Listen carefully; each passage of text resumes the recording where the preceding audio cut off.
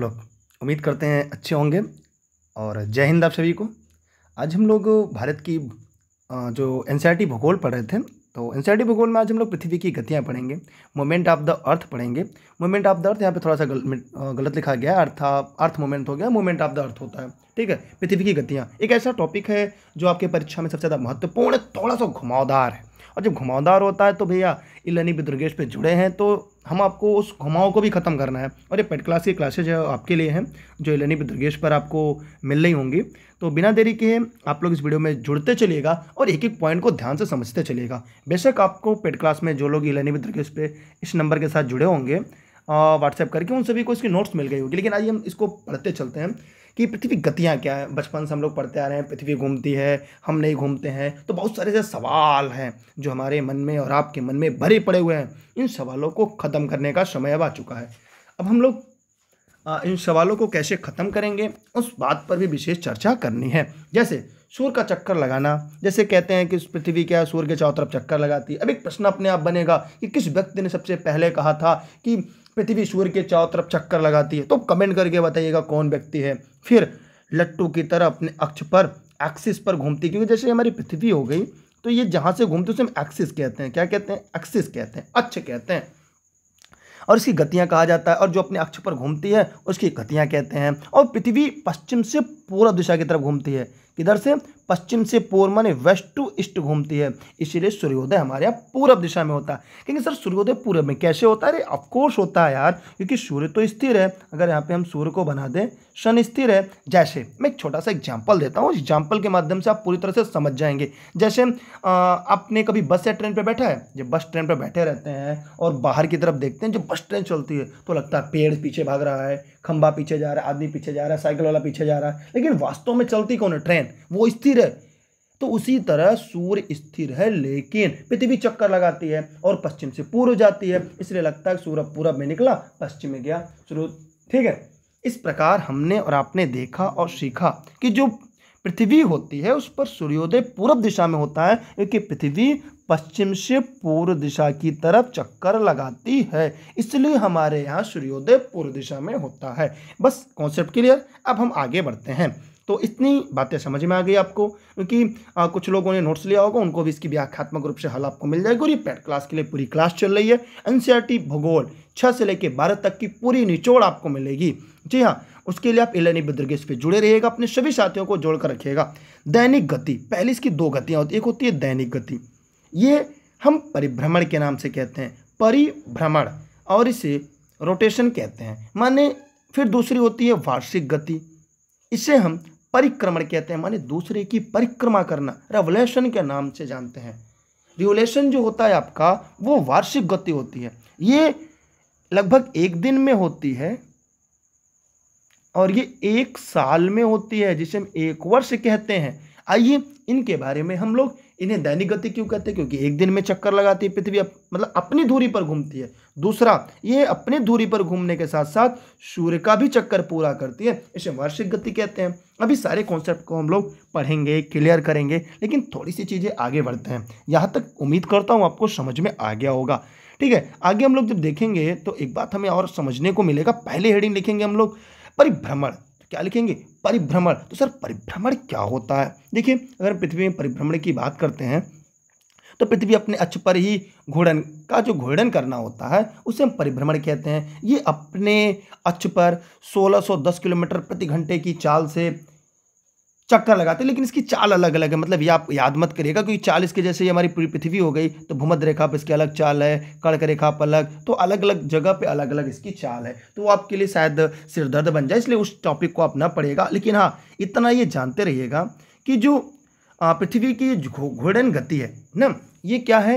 ये एक चक्कर अपना 23 घंटे 56 मिनट 4 सेकंड में पूरा करती है। माने जो हमारी पृथ्वी है, माने एक चक्कर पूरा, माने एक छोर से लेकर दूसरे छोर का जो सफ़र तय करती है, माने 1 दिन में जो दैनिक गति जो अपने अक्ष पर घूमती है, वो उसको कितना समय लगता है?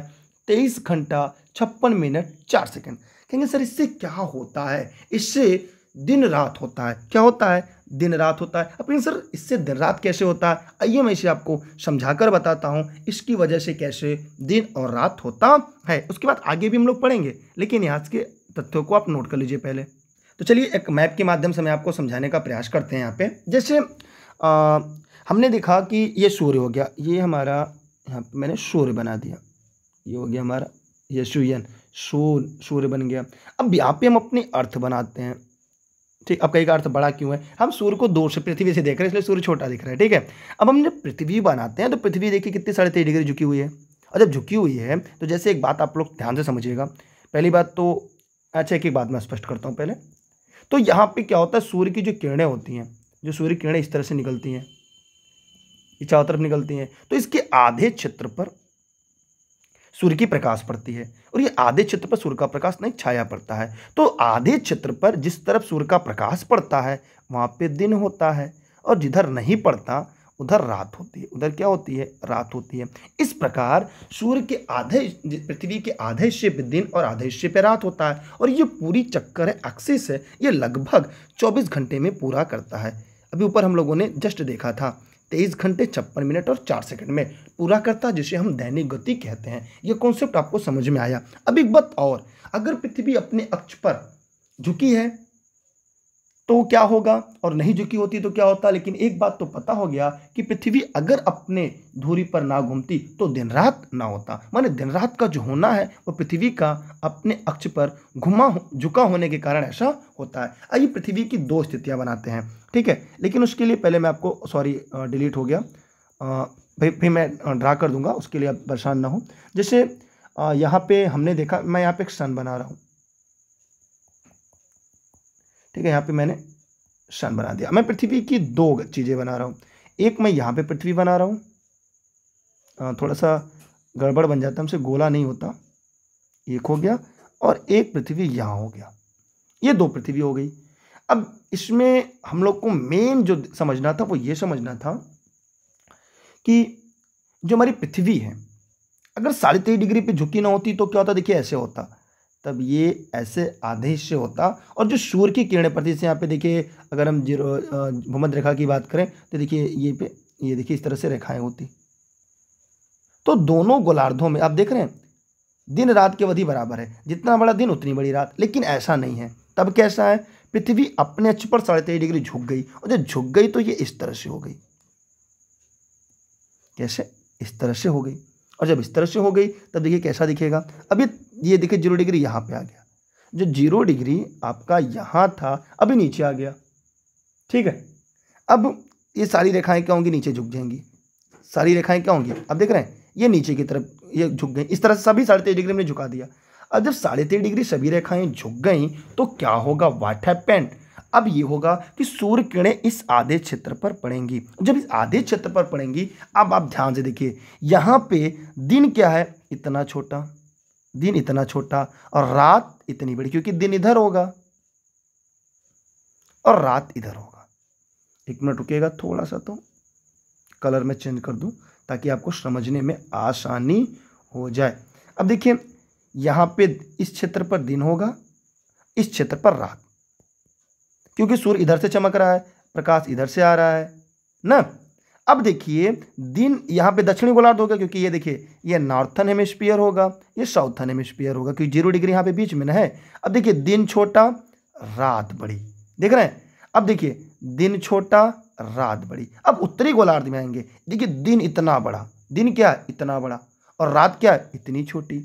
दिन इतना बड़ा, रात इतनी छोटी, माने यहाँ पे दिन क्या होगा, बड़ा, और रात क्या होगी, छोटी।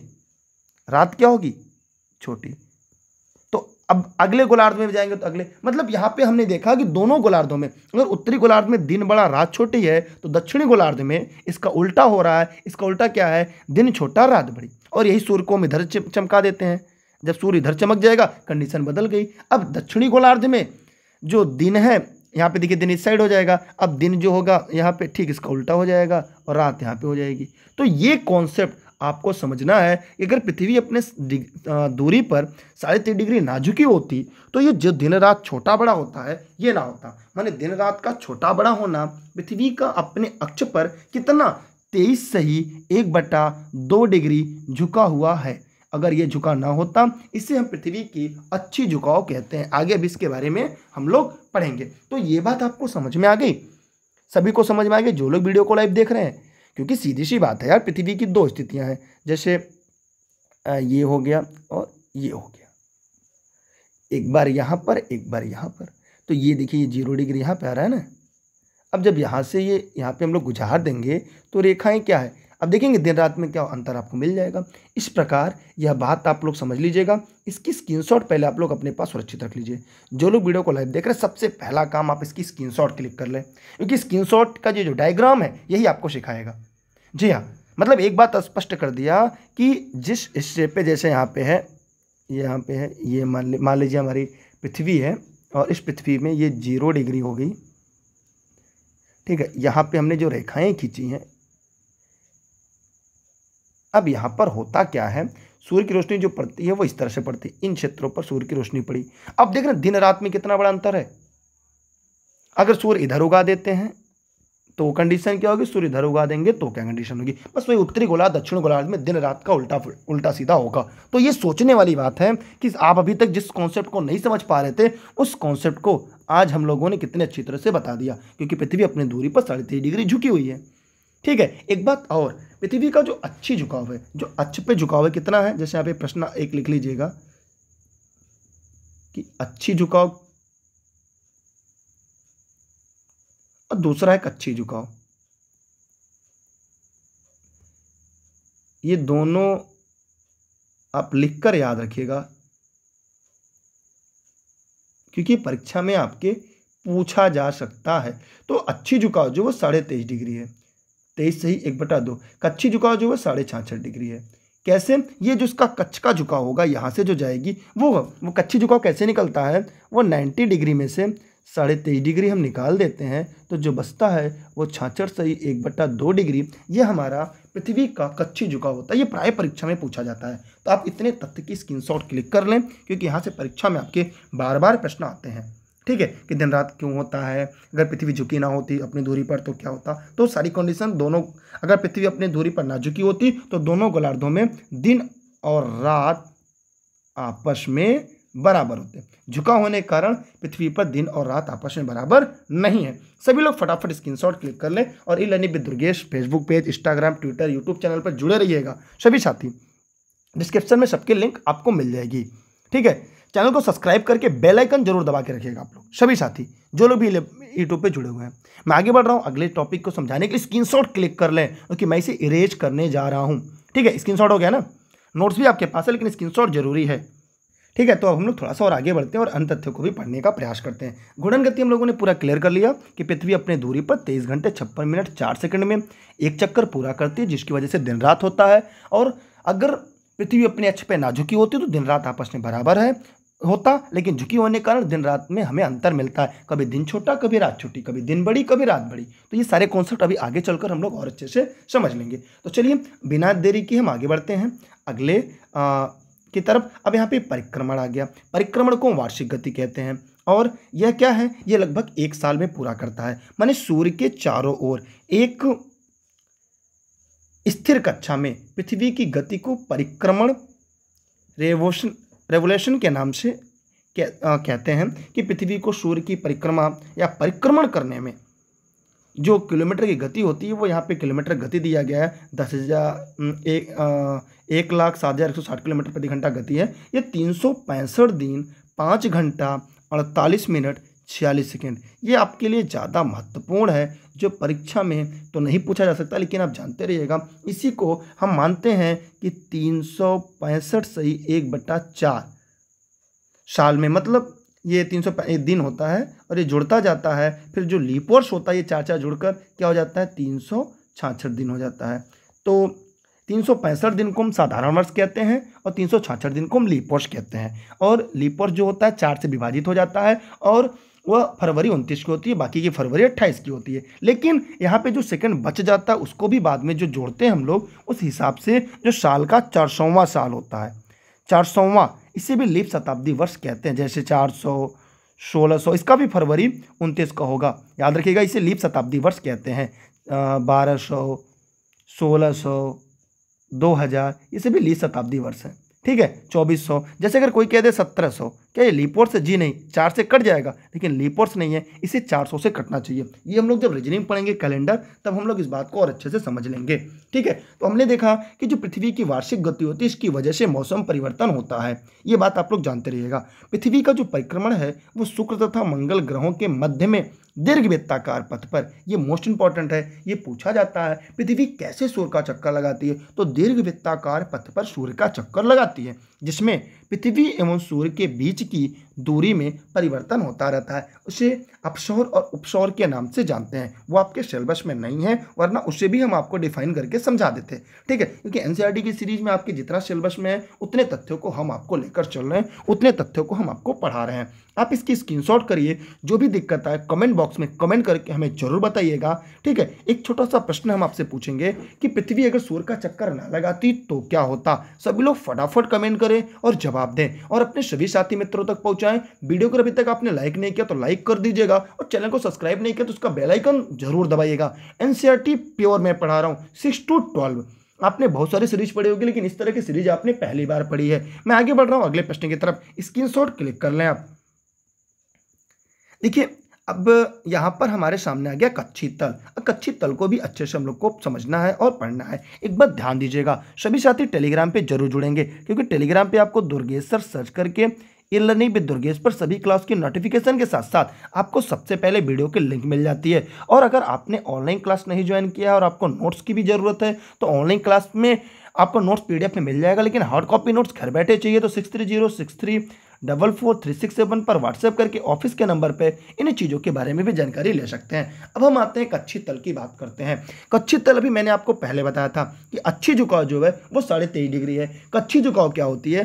पृथ्वी का अक्ष एक काल्पनिक रेखा है जो हमने मान लिया है, उसे कच्ची सतह से 66.5 अंश का कोण कैसे बनाते। जैसे पृथ्वी हमारी हो गई, यहाँ पे ये 90 डिग्री होती है, लेकिन यहाँ पे से जब गुजरती है ये, तो ये 3.5 डिग्री कम कर देती है। तो ये पहले जो 90 अंश का था, अब देखिए ध्यान से इसको समझने का प्रयास करिएगा, ये यहाँ पे 90 अंश का है, लेकिन अब क्या होता है यहाँ पे जब ये एक अच्छी झुकाव जब देखते हैं तो 23.5 अंश कम हो जाता है। तो जब 23.5 अंश यहाँ से कम होगा तो पृथ्वी कोण कितना होगा? तो कुछ नहीं, पहले 90 अंश था तो 23 सही 1/2 डिग्री घटा देंगे तो 66 सही 1/2 डिग्री। मतलब अगर हम 90 अंश में से 23 डिग्री 30 मिनट घटा देंगे तो 66 डिग्री 30 मिनट मिल जाएगा। तो ये मिनट में भी जानते रहिएगा, वरना कहेंगे सर ये मिनट वाला कॉन्सेप्ट हमें पढ़ाया नहीं था, परीक्षा में मिनट वाला पूछ दिया। तो 66.5 डिग्री को 66 डिग्री 30 मिनट के नाम से भी जानते हैं, और 23.5 को 23 डिग्री 30 मिनट के नाम से भी जानते हैं। तो ये हमारा जो है 66.5 डिग्री, ये हमारा कच्ची झुकाव होता है।